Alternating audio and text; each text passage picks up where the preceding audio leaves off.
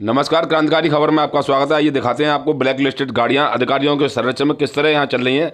हमारे संवाददाता जो सक्सेना की रिपोर्ट देखें क्वारसी चौड़ाई से लाइव। यहाँ आपको मैं सीधी तस्वीरें दिखा रही हूँ क्योंकि ये ट्रैफिक रूल का पूरा रूल भी है कि चौराहे से 50 मीटर की दूरी पर 100 मीटर की दूरी पर लगभग वाहन खड़े होने चाहिए। लेकिन एक तरफ अप्रोच के वाहन खड़े होते हैं, दूसरी तरफ जाओ तो डिवाइड के वाहन खड़े होते हैं। कुछ गाड़ियाँ ऐसी हैं जो लगातार चल रही हैं, जो ब्लैक लिस्टेड है, जिनको ट्रैफिक विभाग लगातार इनका चालान नहीं करता, ना ही इनको पकड़ता है।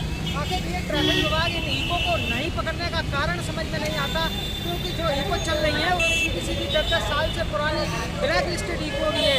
इन इको को अगर कोई ट्रैफिक कर्मचारी पकड़ भी लेता है तो तत्काल प्रभाव से उनको छोड़ दिया जाता है। आखिर किसके कहने पर ये इको छोड़ी जाती है और किसके कहने पर ये इको चलाई जाती है?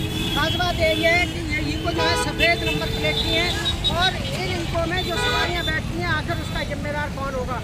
यही नहीं बल्कि ये जो बसें चल रही हैं, ये बसें सुबह से शाम तक चलाई जाती हैं। एक एक करके ये बसें आती हैं और क्रमबद्ध तरीके से लगाई जाती हैं। आखिर इन बसों का जो दायित्व है न तो आरटीओ विभाग की जिम्मेदारियां निभा रहा है, न ही ट्रैफिक पुलिस इनको पकड़ पा रही है। आखिर किन कारणों से या किसी अनैतिक राजनीतिक दबाव के कारण ये बसें या इको चलाई जा रही हैं, आखिर प्रशासन इन पर ध्यान नहीं दे रहा है। एक बड़ी बात यह है कि जो इको चल रही है, जो ब्लैक लिस्टेड है, जिनमें 10-10 सवारियाँ जाती हैं और उन 10 सवारियों का जिम्मेदार कौन होगा? अगर भगवान न करे कभी कोई दुर्घटना घटित हो जाती है तो उस स्थिति में ये इको चलाने वाले को जिम्मेदारी कौन लेगा, या जो इको चलाई जा रही है इन सवारियों की जिम्मेदारी किस पर होगी? कुछ वाहन ऐसे हैं जिनके वाहनों के 70% लो एंट्री पास भी है। जो वाहन यहाँ चौराहों से निकलकर सिटी के अंदर प्रवेश हो जाते हैं, उन वाहनों की जिम्मेदारी आखिर किस पर होगी? क्योंकि नो एंट्री पास भी है और नो एंट्री पास किनके ब्याज पे दिए जाते हैं और क्यों दिए जाते हैं, आखिर ये कहना बड़ा मुश्किल है। रूल के हिसाब से ये होता है कि दूध की गाड़ियाँ हैं, जो मट्ठे की छाछ की गाड़ियाँ हैं, उन गाड़ियों को, फल की गाड़ियाँ हैं, जो कच्चे माल की गाड़ियाँ हैं, उनको नो एंट्री पास दिया जाना चाहिए। लेकिन उसके बाद भी जो अनैतिक गाड़ियाँ हैं, जिनमें कपड़ा जाता है, जिनमें लोहे की गाड़ियाँ हैं, लोहे का मटेरियल लोड होता है, वो गाड़ियाँ भी सिटी के अंदर प्रवेश हो जाती हैं। आखिर किस ब्याज पे इन गाड़ियों को पास दिए जाते हैं? आखिर कानून दिखता नहीं तो क्या है?